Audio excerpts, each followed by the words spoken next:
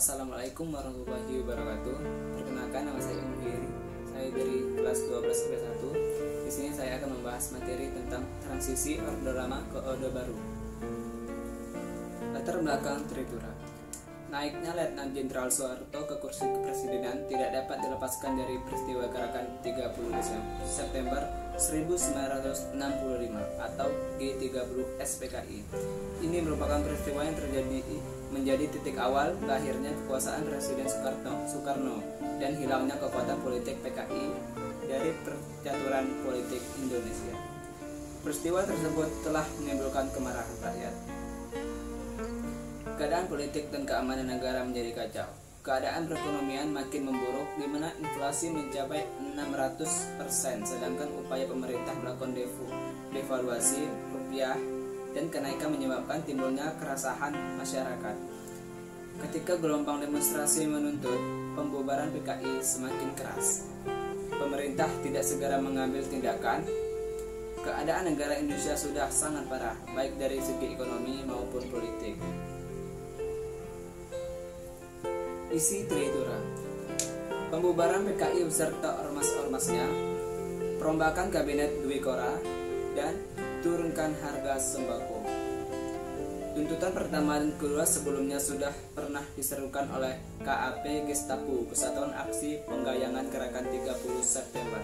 Sedangkan tuntutan ketiga baru diserukan saat itu. Tuntutan ketiga sangat menyentuh kepentingan orang banyak.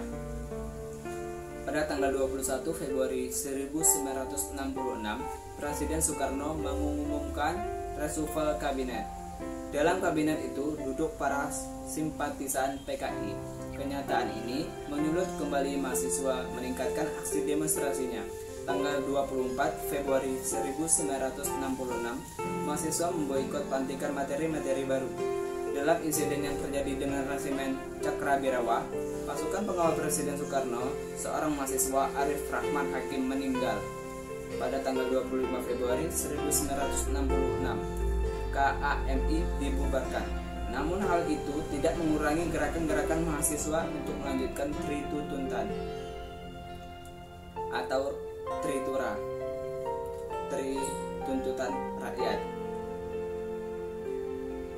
Rentetan demokrasi yang terjadi menyuarakan maksud dari isi Tritura. Akhirnya diikuti keluarnya surat perintah 11 Maret 1966 atau Super Semar oleh Presiden Soekarno yang memerintahkan kepada Mayor Jenderal Soeharto selaku Panglima Angkatan Darat untuk mengambil tindakan yang perlu untuk memulihkan keamanan dan ketertiban.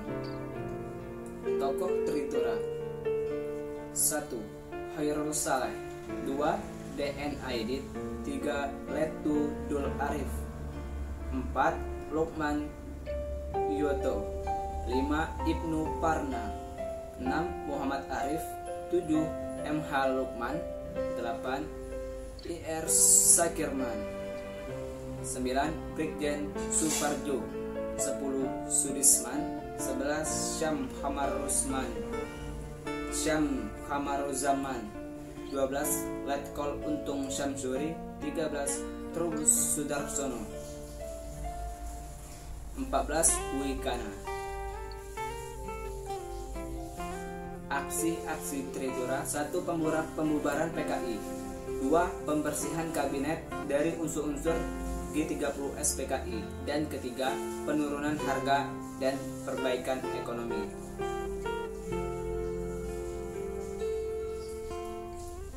Aksi-aksi tuntutan penyelesaian yang seadil-adilnya terhadap pelaku G30 SPKI semakin meningkat.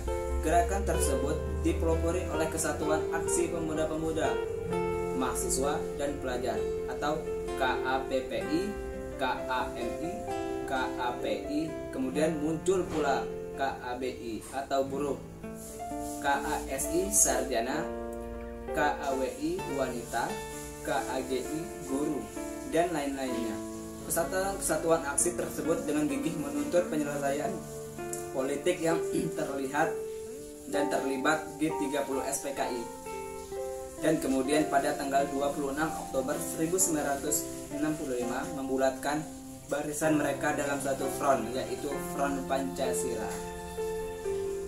Setelah lahir Barisan Front Pancasila, gelombang demonstrasi yang menuntut pembubaran PKI makin bertambah meluas. Situasi yang menjurus ke arah konflik politik makin bertambah panas oleh keadaan ekonomi yang semakin memburuk. Perasaan tidak puas terhadap keadaan saat itu mendorong para pemuda dan mahasiswa mencetuskan Trituntutan Hati Nurani Rakyat yang lebih dikenal dengan sebutan Tritura, Trituntutan Rakyat. Pada 12 Januari 1966 dipelopori oleh KAMI dan KAPPI, kesatuan-kesatuan aksi yang tergabung dalam Front Pancasila mendatangi DPR RI mengajukan 3 buah tuntutan, yaitu 1. Pembubaran PKI, 2. Pembersihan kabinet dari unsur-unsur PKI, 3. Penurunan harga perbaikan ekonomi.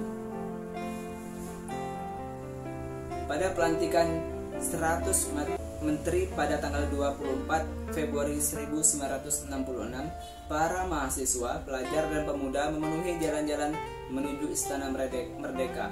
Aksi itu dihadang oleh pasukan Cakrabirawa sehingga menyebabkan bentrok antara pasukan Cakrabirawa dengan para demonstran yang menyebabkan gugurnya mahasiswa UI Universitas Indonesia bernama Arif Rahman Hakim. Sebagai akibat dari aksi itu, keesokan harinya yaitu pada tanggal 25 Februari 1966 berdasarkan keputusan Panglima Komando Ganyang Malaysia atau Kogam, yaitu Presiden Soekarno sendiri, KAMI dibubarkan. Insiden berdarah yang terjadi ternyata menyebabkan makin parahnya krisis kepemimpinan nasional. Keputusan membubarkan KAMI dibalas oleh mahasiswa Bandung dengan mengeluarkan Ikrar Keadilan dan Kebenaran yang memprotes pembubaran KAMI dan mengajak rakyat untuk meneruskan perjuangan. Perjuangan KAMI kemudian dilanjutkan dengan munculnya Masa Kesatuan Aksi Pelajar Indonesia atau KAPI. Krisis nasional makin tidak terkendalikan. Dalam pada itu, mahasiswa membentuk Resimen Arif Rahman Hakim melanjutkan aksi KAMI. Protes terhadap pembubaran KAMI juga dilakukan oleh Front Pancasila dan meminta kepada pemerintah agar meninjau kembali pembubaran KAMI dalam suasana yang demikian. Pada 8 Maret 1966, para pelajar dan mahasiswa yang melakukan demonstrasi menyerbu dan mengobrak-ngabrik gedung Departemen Luar Negeri. Selain itu, mereka juga membakar kantor Berita Republik Rakyat Cina atau RRC Xinhua. Aksi para demonstran tersebut menimbulkan kemarahan Presiden Soekarno. Pada hari itu juga Presiden mengeluarkan perintah harian supaya agar seluruh komponen bangsa waspada terhadap usaha-usaha membelokkan jalannya revolusi ke kanan, dan supaya siap sedia untuk menghancurkan setiap usaha yang berlangsung maupun tidak langsung. Tujuan Tritura: 1. Merongrong kepemimpinan, kewibawaan, dan kebijakan Presiden. 2. Memperhebat penggayangan terhadap Nekolim serta proyek British Malaysia. Dampak positif Tritura: 1. Pembubaran PKI dan organisasinya yang hampir mengancam ideologi bangsa. 2. Pembersihan kabinet Dwikora. Dampak negatif Tritura: 1. Pelanggaran HAM pada masa Orde Baru. Lahirnya Surat Perintah 11 Maret atau Super Semar 1966. Super Semar, Surat Perintah 11 Maret atau Surat Perintah 11 Maret yang disingkat menjadi Super Semar, adalah surat perintah yang ditandatangani oleh Presiden Republik Indonesia Soekarno pada tanggal 11 Maret 1966. Surat ini berisi perintah yang menginstruksikan Soeharto selaku Panglima Komando Operasi Keamanan dan Ketertiban Pangkop Kamtib untuk mengambil segala tindakan yang dianggap perlu untuk mengatasi situasi keamanan yang buruk pada saat itu. Surat Perintah 11 Maret ini adalah versi yang dikeluarkan dari Markas Besar Angkatan Darat yang juga tercatat dalam buku-buku sejarah. Sebagian kalangan sejarawan Indonesia mengatakan bahwa terdapat berbagai versi Super Semar sehingga masih ditelusuri naskah Super Semar yang dikeluarkan oleh Presiden Soekarno di Istana Bogor. Pada Pada tanggal 11 Maret 1966 berlangsung sidang Kabinet Dwi Kora di Istana Negara Jakarta yang dipimpin oleh Presiden Soekarno. Di tengah-tengah persidangan tersebut, Presiden Soekarno menerima laporan dari Ajudan Presiden atau Komandan Pasukan Pengawal Cakrabirawa. Bahkan di sekitar istana terdapat pasukan-pasukan yang tidak dikenal. Menerima laporan tersebut, peristiwa Soekarno segera menyerahkan pimpinan sidang kepada Waperdam II, Dr. Laimena, dan Presiden Soekarno segera meninggalkan sidang dengan menggunakan pesawat helikopter. Keluar dari istana dan pergi ke Istana Bogor didampingi Waperdam I, Dr. Subardrio, dan Waperdam III, Hairul Saleh. Setelah sidang kabinet ditutup oleh Dr. Laimena, 3 orang perwira tinggi TNI yang menghadiri sidang kabinet tersebut yaitu Mayor Jenderal Basuki Rahmat atau Menteri Veteran, Brigadir Jenderal M. Yusuf atau Menteri Perindustrian Dasar, dan Brigadir Jenderal Amir Mahmud Pangdam F. Jaya langsung menghadap Menteri Panglima Angkatan Darat Letnan Jenderal Soeharto di kediamannya di Jalan Haji Agus Salim yang pagi itu kebetulan tidak dapat hadir dalam sidang karena sakit.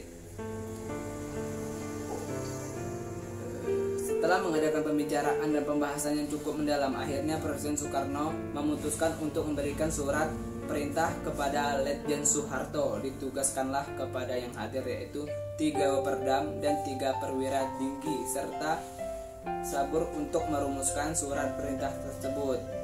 Pukul 19.00 surat perintah tersebut sudah siap disusun dan ditandatangani oleh Presiden Soekarno. Surat perintah tersebut dibawa langsung ke 3 perwira tinggi dan disampaikan pada malam hari itu juga kepada Letjen Soeharto di Jakarta.